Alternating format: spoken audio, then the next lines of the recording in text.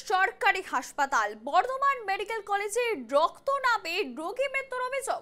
ক্ষোভে ফুঁসছে রোগীর পরিবার। পূর্ব বর্ধমানের জামালপুর ব্লকের নবগ্রামের বাসিন্দা মধুমিতা নায়েক চিকিৎসাধীন ছিলেন। অভিযোগ, ব্লাড ব্যাংকে রক্ত মজুদ থাকলেও পরিবারকে রক্ত দেওয়া হয়নি।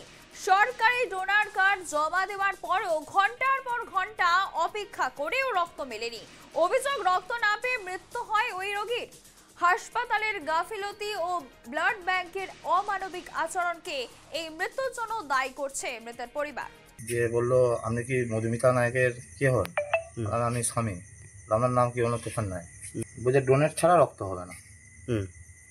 ওই ব্লাড ব্যাংকের সামনে যে কাউন্টারে রক্ত দেয় বর্ধমান হসপিটালে। আচ্ছা, দিয়ে আমি বললাম আমার তো ডোনেট নেই, আর আমি কী করবো? যে আমাকে 15 তারিখে রক্ত দিল না। 16 তারিখে আমি একটা বর্ধমানের দাদাকে ফোন করেছি। দাদা আমাকে বললো, তাহলে আমি কার্ড দিচ্ছি, আমি জমা দিই। আমি 12:30 থেকে 11টার সময় জমা দিয়েছি। জমা দিয়ে আমাকে রক্ত 2টো বাজে দিয়ে দাদারা বললো 2 ঘন্টা বাদ হলে দিয়ে দেবে। তখন আমি রক্ত দেয়নি।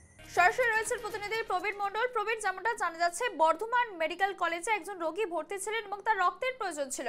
ব্লাড ব্যাংকে আবেদন করার পরও রক্ত মেলেনি এবং রক্ত না পাওয়ায় তার মৃত্যু হয়েছে বলে অভিযোগ করছে পরিবার। বিস্তারিত জানাও।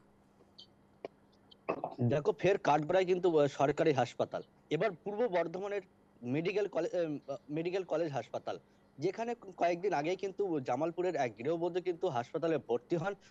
গত 15ই আগস্ট কিন্তু তার রক্তের প্রয়োজন পড়ে। সেই মতন তারা কিন্তু ব্লাড ব্যাংকের সঙ্গে যোগাযোগ করে।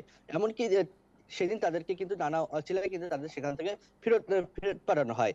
পরের দিন তারা ডোনার কার্ড সংগ্রহ করে নিয়ে কিন্তু 16 তারিখ সকালে কিন্তু তারা কিন্তু সেখানে এসেই ব্লাড ব্যাংকে যায়। ব্লাড ব্যাংকে যাওয়ার পরে কয়েক ঘন্টা অপেক্ষা করার পরেও কিন্তু তাদেরকে কিন্তু সেই রক্ত মেলে না। এরপর তারা যখন তাদের দেরি নিয়ে প্রশ্ন করেন, এমনকি তাদের এক ডাক্তার কিন্তু তাদেরকে কিন্তু বিভিন্নভাবে অপমান করে। এরপরে কিন্তু 17 তারিখ সকালে শেষ ওই গৃহবধূ কিন্তু শেষ নিঃশ্বাস ত্যাগ করেন। এই ঘটনায় কিন্তু ফের একবার কিন্তু সরকারি হাসপাতাল কিন্তু স্বাস্থ্য অবস্থা নিয়ে প্রশ্ন চিহ্নের মুখে। যদিও এ বিষয়ে যখন আমরা হাসপাতাল সুপারের সঙ্গে যোগাযোগ করি, তিনি সাফাই দেন যে এই ঘটনা তার কোনো জানা নেই, খোঁজ নিয়ে দেখবেন। তাই ফের একবার কিন্তু যে স্বাস্থ্য ব্যবস্থা নিয়ে কিন্তু প্রশ্ন উঠতে শুরু করেছে, কবে উন্নত হবে এই রাজ্যের স্বাস্থ্য ব্যবস্থা। ধন্যবাদ প্রবীর।